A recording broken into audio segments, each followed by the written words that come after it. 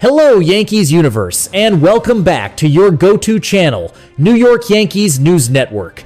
Today, we have 3 jam-packed updates about our Bronx Bombers that just came to light a few hours ago.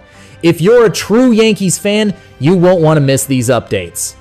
And yes, before we start the video, I kindly request that if you are new to the channel, don't forget to like and subscribe so you can stay in the loop. Here's our first bombshell headline.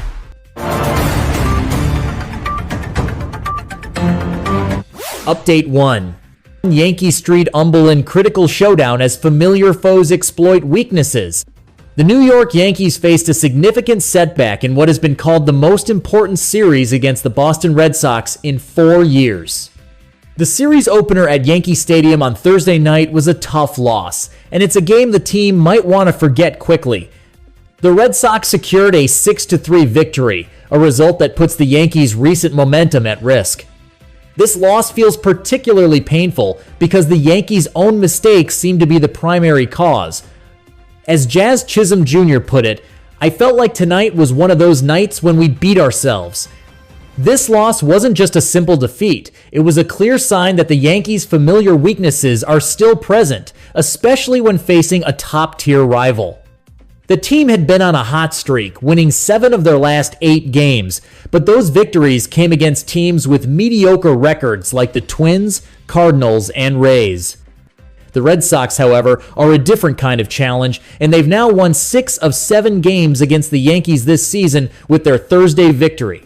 This Friday night game is absolutely crucial. A Red Sox victory would allow them to leapfrog the Yankees for the top American League wildcard spot. The Yankees need to change the narrative in a hurry. They'll be facing Max Fried, who hasn't been the same since late June due to a blister issue that emerged in early July. Over his last 8 starts, Fried has a 6.80 earned run average. In those games, the Yankees hold a 3-5 record. Despite this, manager Aaron Boone says that stuff-wise, Fried is very close to who he's been all year, but just hasn't put it all together. Friday night would be an excellent time for him to do so, especially against a Boston team that had lost 7 of its last 10 games coming into this series. Thursday night's game was a mess for both sides. Yankees pitchers issued 9 walks, and Red Sox batters went 2 for 18 with runners in scoring position until a 2-run shot from Roman Anthony in the 9th inning. The Yankees' defensive struggles were also a major problem, including a 4-error performance. Paul Goldschmidt, the veteran first baseman, summed it up perfectly, saying, "We didn't play good enough to win." He added that the Red Sox have been able to make one more play, one more pitch, one more hit than us so far this year, and he hopes to change that tonight. Luis Gil, in his 4th start since coming off the injured list with a lat strain, struggled with command, issuing 5 walks in 5 innings. But he kept the team in the game, only allowing 1 earned run before exiting with a 3-2 lead. He feels healthy and strong, which is the most important takeaway from his performance. The bullpen also had its issues, with Camilo Doval, a new acquisition from the Giants, giving up the tying run and seeing his earned run average balloon to 7.37 in his 9 appearances with the Yankees. Doval has walked 7 batters in just over 7 innings and even had a preventable balk. This was just not a real clean game for us, as Boone put it, pointing to a 3-error second inning that included a wild throw from Jazz Chisholm Jr. and an ill-advised throw by catcher Ben Rice. The bottom line is, the Yankees need to be better, and Friday night is the time to start. And Alright, let's dive into the second big update.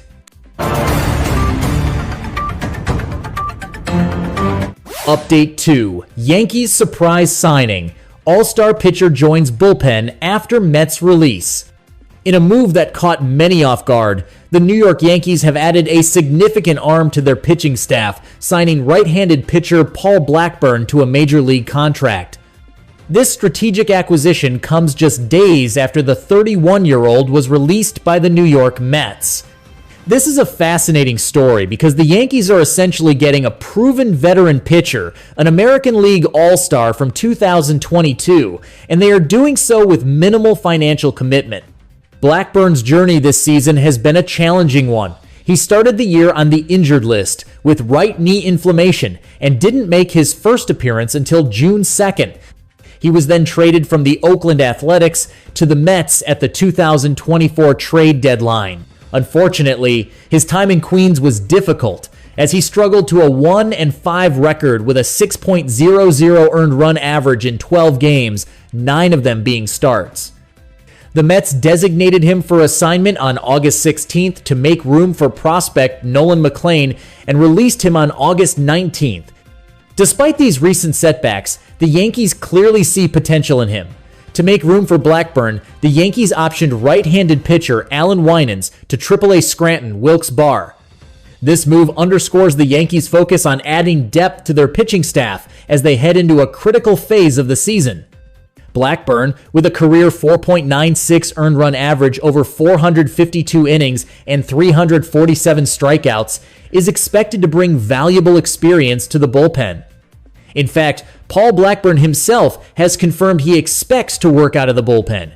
And this is where the story gets even more interesting for Yankees fans. This is a very low-risk, high-reward move for the Bronx Bombers. Since the Mets released him, they are still on the hook for the majority of his salary. The Yankees will only have to pay him the prorated league minimum for the time he spends on the roster, with that amount being subtracted from what the Mets pay. It's a savvy business move that gives the Yankees a chance to acquire a pitcher with a proven track record, who just a few months ago was a solid arm. It's important to note that while he struggled with the Mets, his last few appearances actually showed promise. About a month ago, while on the Mets injured list for a shoulder impingement, he made 4 rehab appearances of at least 5 innings, not allowing more than 2 earned runs in any of them. He then tossed 5 innings of long relief against Atlanta on August 13th, allowing just 2 earned runs. This suggests that he might be finding his form again. This signing offers Blackburn a chance to reset and contribute to a contending team, and if his performance plays a key role in the Yankees' pursuit of a World Series title in 2025, it will be an absolute steal.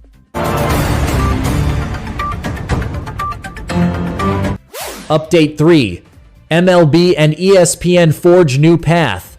What this monumental deal means for Yankees fans. Major League Baseball and ESPN are on the verge of finalizing a new, groundbreaking agreement that could completely change how you watch baseball, including our beloved Yankees. This is not a simple renewal. It's a fundamental reshaping of their relationship. According to Andrew Marchand of The Athletic, the deal would give ESPN the digital rights to sell all out-of-market games, a package previously known as MLB Television. This means that if you are a fan who relies on MLB Television to follow the Yankees from outside the New York area, your viewing experience is likely to be impacted. While the exact details are still being worked out, Marchand reports that existing MLB television subscribers might have to purchase an ESPN subscription in addition to their current package. The good news is that the basic MLB television price could stay the same or even drop. However, the added cost of an ESPN subscription, which is $29.99 per month, would mean a higher overall cost for fans. On the plus side, you would also gain access to all of ESPN's other content outside of baseball, a potential bonus for some fans. This deal is a big part of a broader shift in how baseball is broadcast. Due to the erosion of the regional sports network model, 5 teams, the Diamondbacks, Guardians, Padres, Rockies, and Twins, have seen their local broadcast deals collapse. The new agreement would give ESPN the in-market rights for these 5 clubs. While this doesn't directly affect Yankees fans, who have a stable Yes Network deal, it's a significant indicator of the league's new direction. The deal would also include a new exclusive weekly game similar to Sunday Night Baseball, but on a different night of the week. What's important for Yankees fans to remember is that this is a temporary deal. MLB Commissioner Rob Manfred is reportedly not looking to sign anything that extends beyond the 2028 season. The league is preparing to market a much larger package of rights ahead of the 2029 season. Now, while this might seem like a straightforward business update, there's a fascinating connection to the Yankees' on-field performance. The league is currently enjoying an uptick in popularity, with increased attendance and television ratings credited to things like the pitch clock. This momentum is crucial for the league to secure massive future broadcast deals. A prolonged player lockout, which is widely expected after the 2026 season, could lead to games being canceled in 2027 and undermine all this positive momentum. This is a reminder that the business side of the game and the on-field product are inextricably linked. The success of the Yankees and the excitement they generate are key to the league's overall health and future broadcast negotiations. This is a developing story, and we'll keep you updated as more information becomes available. That's all the news we have for you today, Yankees Universe. Thank you for tuning in to New York Yankees News Network.